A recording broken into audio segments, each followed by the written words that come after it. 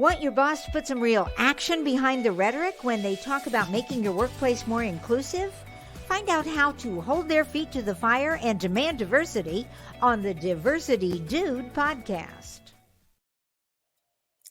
Hello there, and welcome to the Diversity Dude podcast. I'm your host, Lambers Fisher, marriage and family therapist, award-winning author, and national speaker on the topic of multicultural awareness and diversity. And for those of you who are interested in even more positive and encouraging tips and strategies beyond what I share in podcasts like this, then feel free to check out my award-winning book, Diversity in Clinical Practice, nationally recognized for the unique way in which it addresses the often difficult topic of multicultural awareness and diversity. Designed for more than just therapists. If you're a helping professional in any way, diversity in clinical practice can help you meet the greatest variety of cultural needs possible for those whom you serve. And it's available in paper and audiobook versions for your convenience. And whether it be through my one-on-one relationship building efforts as a therapist or my informing and empowering efforts as an author and speaker, know that my personal mission is to do my part to improve the world one strengthened relationship at a time. So, today I want to talk to you about the dilemma of culturally selling out. Now, if you heard what I did in the last week's podcast, and you remember that I talked about NFL Hall of Famer Deion Sanders' decision to leave Jackson State University, a historically Black university, and accepting a head coaching position at the predominantly white University of Colorado.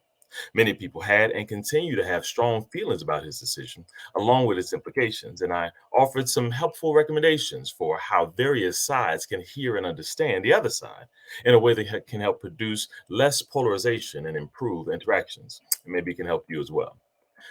Following that conversation, I wanted to highlight a particular aspect of that conversation that many people relate to beyond Dion's situation itself. That aspect is focused on whether or not the decision to leave historically Black universities in favor of a predominantly white institution makes Dion a sellout. Now, as I mentioned, this question includes implications way beyond Dion, but it is definitely bigger than him because many people watching this, listening to this situation unfold, can relate to many aspects of these unfolding events. For many others from a variety of different cultural backgrounds have left one environment which primarily served a particular need for a particular group of people and chose to take their talents to another environment outside of their community. It is here where the questions or even the outright accusations often arise. The message that is often received is this: if that person left us to go help them, then they are selling us out. Or so the accusation goes. But is it that simple? As I mentioned briefly in my most recent podcast, what often sounds like an attack on someone is really a poorly expressed feeling of disappointment and fear of a negative future outcome. In cases like these, sellout accusations don't always stem from having thoroughly explored the motivations and resulting behaviors of those who feel left out.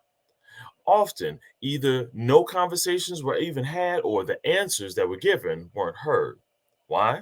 Because these accusations instead often stem from a fear of the perceived negative future implications of the person leaving and the resulting resentment of such.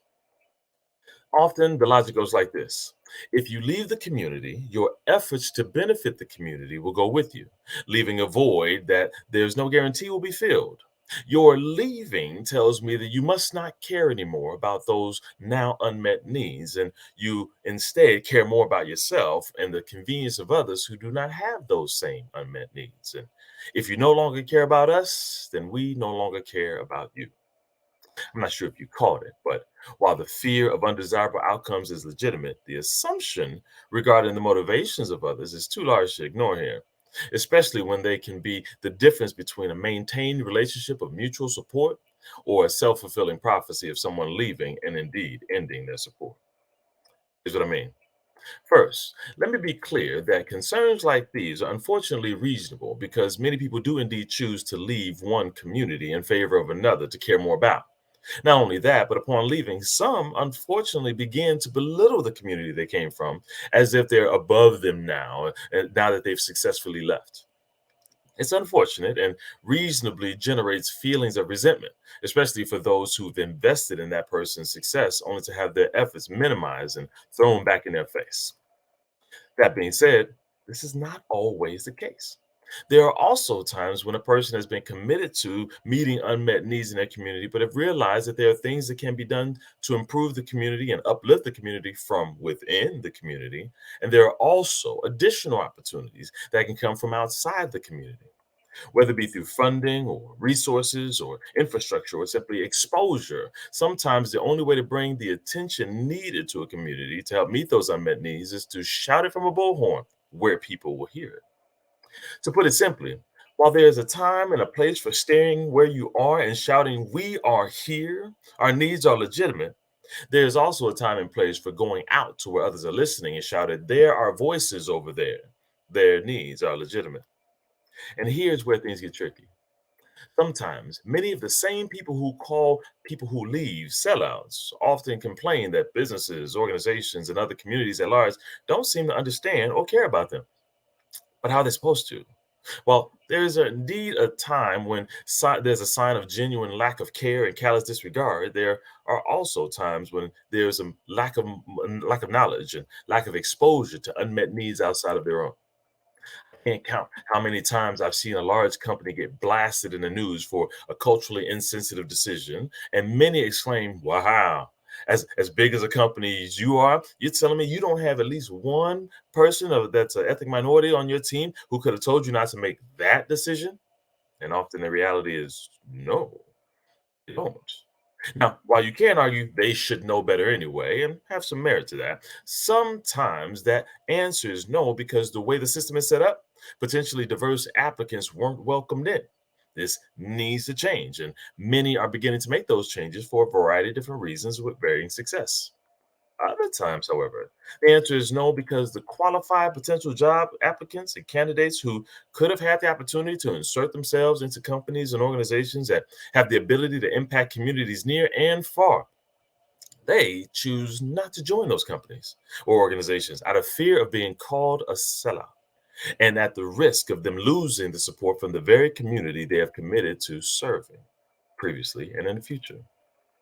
In recognition of this dilemma, whether you are considering yourself an opportunity to leave a community where you're in the majority and going to another community, whether you're in a minority, or if you find yourself with the opportunity to support or remove support from someone who you know who has a difficult decision to make like this, I encourage you to avoid the temptation to make the decision solely based on who signs that person's paycheck or the physical location where their occupational efforts lay. Instead, I encourage you to ask yourself, or better yet, if possible, ask that person directly, in what ways do they continue to feel and show their commitment to uplifting their community?